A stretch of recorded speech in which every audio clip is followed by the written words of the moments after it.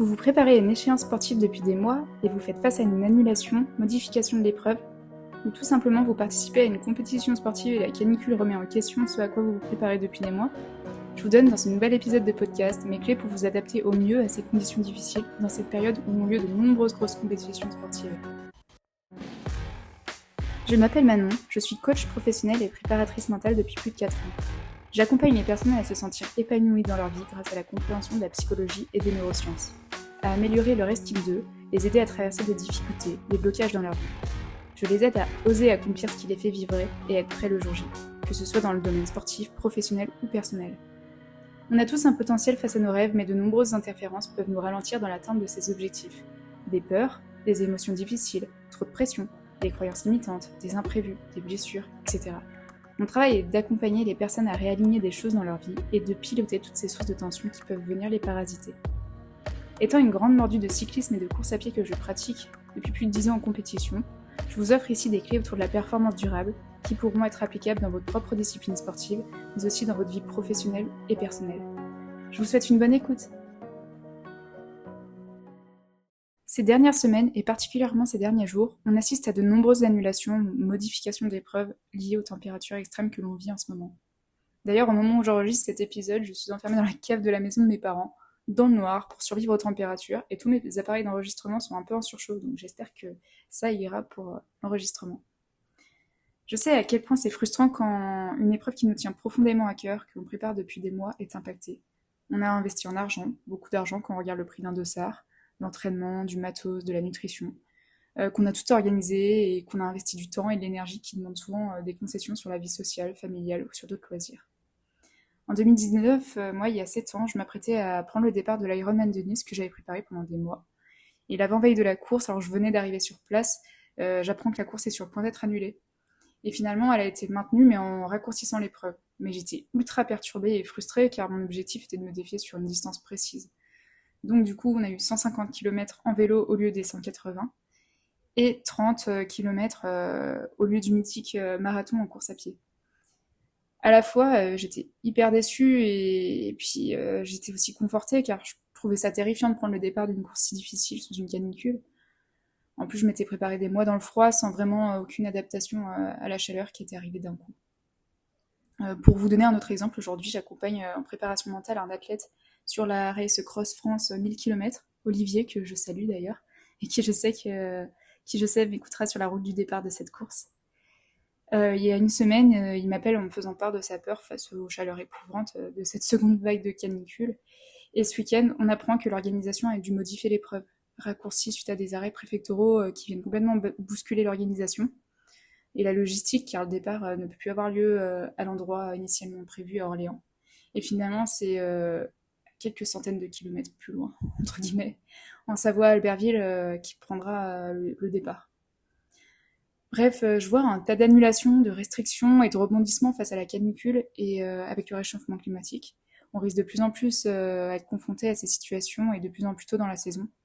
D'ailleurs, les scientifiques spécialisés dans le climat parlent de l'été le moins chaud du reste de notre vie. Et ça fait extrêmement réfléchir pour les années à venir, et je suis convaincue que le milieu de l'événementiel sportif, compris sport professionnel et sport amateur, va être impacté et va être amené à vraiment évoluer. Donc voilà, j'avais envie de faire ce podcast pour vous offrir quelques pistes pour mieux vivre ces périodes qui viennent affecter nos passions, notamment nos courses, nos compétitions, etc. Donc la première chose, ça va être de prioriser sa santé, coûte que coûte, et être à l'écoute de son corps. Encore une fois, je sais à quel point c'est frustrant de devoir modifier les choses quand tous les plans sont là depuis des mois, mais je pense que chacun doit rester lucide sur le fait de préserver son intégrité physique et sa santé, car notre corps, c'est vraiment ce qui nous permet de vivre cette passion, de vivre nos aventures, et qu'il est essentiel d'en prendre soin en fait. Et il ne s'agit pas de le faire que le jour J de la course, mais aussi à l'entraînement. Il s'agit d'adapter, de faire plus léger, de moins taper dans le cardio. Tant pis si l'entraînement initial n'est pas respecté. S'obstiner à faire coûte que coûte l'entraînement prévu pourrait être finalement contre-productif et apporter plus de fatigue qu'autre chose à terme, et voire même être dangereux dans certaines conditions. Je sais à quel point c'est frustrant de modifier sa pratique à cause de la chaleur. J'ai moi-même du mal à modifier une séance, car je suis une vraie psychorigide de l'entraînement. avec mon petit syndrome de bonne élève, où j'aime tout suivre à la lettre. Mais vraiment, il s'agit de penser à plus long terme, de réfléchir à quelles sont les conséquences, de persévérer, de persister l'effort si je sens clairement que j'atteins mes limites corporelles. Quels sont les avantages à renoncer, les avantages à abandonner, les avantages à s'adapter. Et puis, quels sont les risques si je continue et comment je vais du coup adapter. Moi, je parle souvent de différence entre un compromis et une compromission. Le compromis, c'est une baisse de confort sur un temps donné pour répondre à quelque chose qui fait sens dans nos projets et dans notre intégrité physique et psychique. Il n'y a pas de danger pour soi. Par exemple, je sens que j'ai mal aux jambes, que je ne suis pas dans un bon jour, que j'ai pas la motivation, qu'il me reste encore 3 cols à monter, que ça me paraît démesuré. Mais je vais continuer car je sais que je serai fière à la fin et que je vais atteindre l'objectif que je m'étais fixé. Et que voilà, il n'y aura aucun danger à le faire. La compromission, lui par contre, c'est un viol à notre intégrité psychique et physique. En gros, je dépasse des limites qui sont essentielles à respecter pour ma santé physique et mentale. Pour reprendre l'exemple, je sens que je ne suis plus lucide, que j'ai la tête qui tourne, j'ai la nausée, que je n'ai plus d'eau avant un bon moment de trouver un ravitaillement, et qu'au lieu de m'arrêter, je poursuis en prenant des risques pour ma santé. Bon voilà, c'est un exemple parmi tant d'autres. Et parfois, la frontière entre compromis et compromission, elle est très fine à cerner, surtout dans le domaine de la pratique sportive où on est vraiment poussé par l'envie de repousser nos limites. Et je trouve que c'est encore plus exacerbé avec les réseaux sociaux, où l'on voit certaines personnes faire des trucs de dingue malgré la chaleur, et où l'on peut, je trouve, rapidement normaliser certains efforts difficiles. Voilà, attention à ne pas se comparer, on n'est pas tous égaux face à la chaleur, certains vont être beaucoup plus tolérants à la chaleur que d'autres, certains auront été d'ailleurs plus adaptés à la chaleur que d'autres, ou ont initialement de meilleures prédispositions face à ça. Bref, il faut faire attention à ne pas repousser ses limites parce que vous voyez que certains sont capables et que vous estimez que vous n'êtes pas capable. On n'a pas tous les mêmes limites, on n'a pas tous les mêmes fonctionnements et ça veut rien dire de soi. Donc l'important dans tout ça, c'est vraiment d'écouter les signes de son corps, de se connaître et d'adapter. Et de surtout pas perdre la lucidité face à la persévérance à tout prix. Ensuite, la seconde clé, notamment dans le cas où vous vivez une annulation ou une restriction dans l'épreuve, ça va être de vivre le deuil.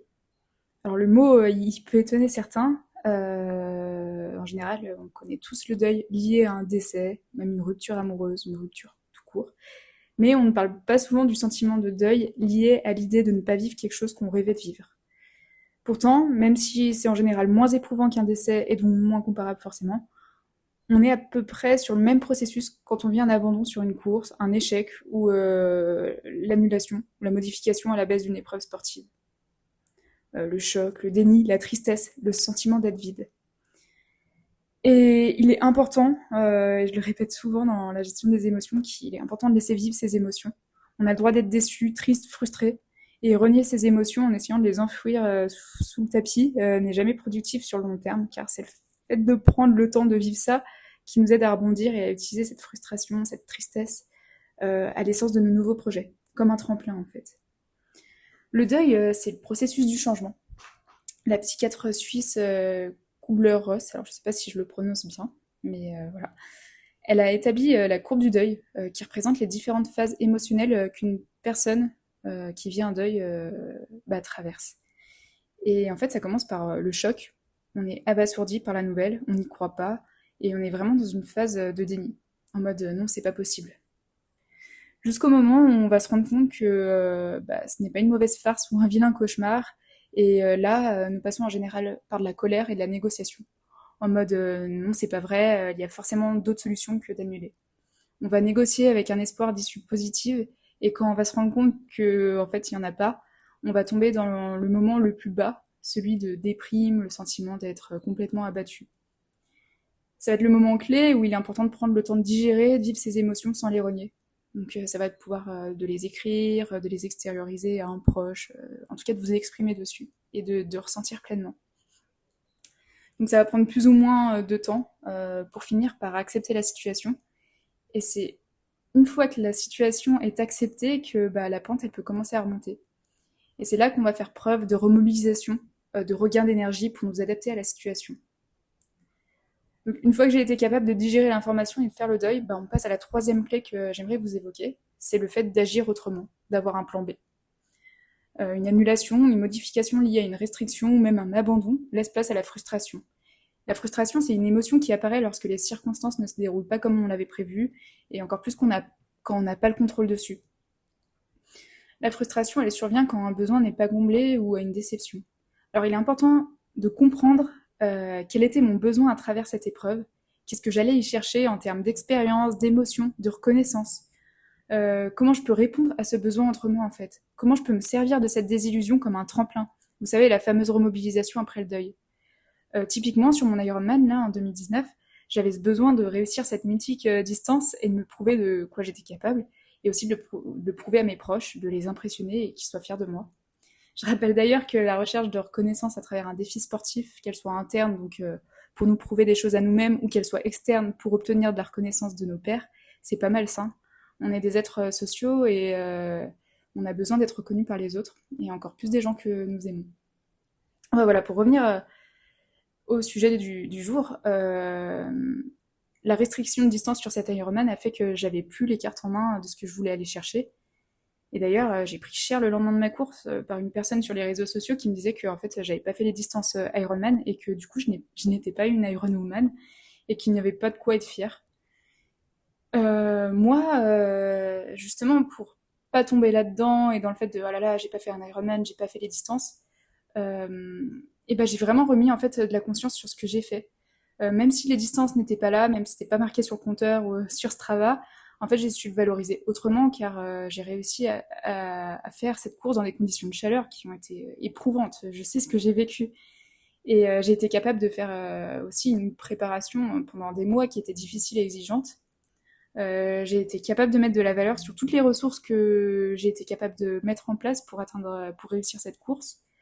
Et ça, voilà, j'ai mis de la conscience dessus malgré les critiques et qu'on me dise ouvertement que je n'étais pas légitime d'être fière, quoi, d'avoir terminé cette course. Donc tout ça, tout ce process, un peu, ça m'a permis de pas me sentir frustrée sur la distance. Et aujourd'hui, en fait, je me sens même pas dans le besoin de me retester sur ces distances et de prendre ma revanche sur cette course parce que j'ai pas de sentiment d'inachevé. Parce que je suis allée chercher justement mon besoin ailleurs en revalorisant d'autres choses. Ensuite, l'autre clé, ça va être de s'autoriser du repos. Après un échec, une annulation de course, ça peut partir un peu en course à la recherche de revanche. Et ça, des fois, c'est un coup s'épuiser. Je vous prends l'exemple d'un athlète que j'accompagne qui s'est épuisé à la quête de la performance suite à une contre-performance sur un championnat de France. Lui, il visait le titre, ou du moins un podium, et il n'a pas réussi. Et du coup, pour contrebalancer cet échec, il s'est mis dans la tête que tout le reste de sa saison, il devrait être parfait. Voilà, qu'il fallait réussir sur tous ses tournois, en fait, pour compenser sa déception. Donc ça, c'est un exemple typique de l'épuisement à la quête de performance. Et en fait, une course annulée, ça peut aussi amener à se dire qu'on n'a pas besoin de temps de récupération vu qu'on n'a pas couru. Ou justement, ce que, avec l'exemple que je vous donnais, à compenser par beaucoup d'autres nouveaux plans à charge de revanche.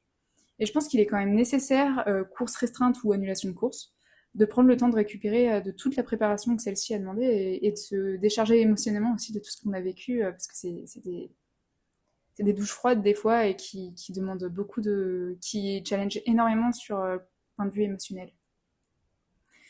Et un truc sur lequel j'ai envie d'insister, c'est que c'est hyper important de relativiser et de capitaliser sur le chemin parcouru en préparant cet objectif, que finalement il ait lieu ou non, en se demandant bah, quel a été le chemin parcouru, qu'est-ce que ça m'a amené de bon, avec quels souvenirs je ressors de cette aventure sportive, et puis surtout, qu'est-ce que ça m'a permis d'acquérir comme nouvelles ressources, qu'est-ce que j'ai travaillé, qu'est-ce que j'ai acquis, euh, c'est quoi toutes les fiertés que j'ai dans le chemin.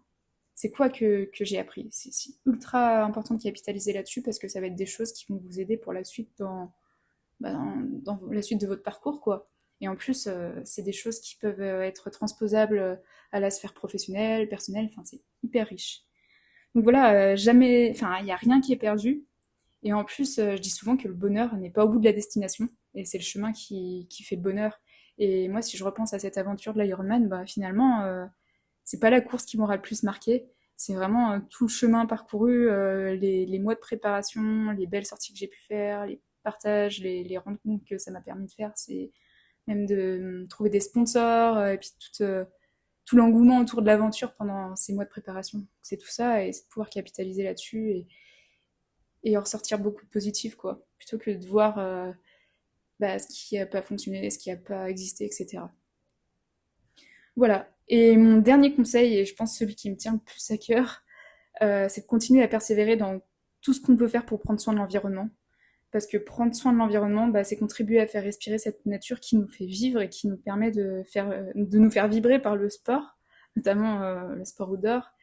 Et que surtout, il n'y a pas de petits gestes. L'action individuelle, elle est ultra, ultra, ultra importante pour l'avenir climatique. Et d'ailleurs, j'avais fait un podcast là-dessus sur l'éco-anxiété où je parle de la légende du colibri et de tout ce qui est possible de faire pour rendre un monde en meilleure santé. Et je vous invite vraiment à l'écouter si le sujet vous intéresse. Voilà, si vous connaissez quelqu'un qui a vécu ça ou qui est en train de vivre ça, partagez-le lui et j'espère que ça pourra l'aider. Je vous fais de gros bisous et prenez soin de vous.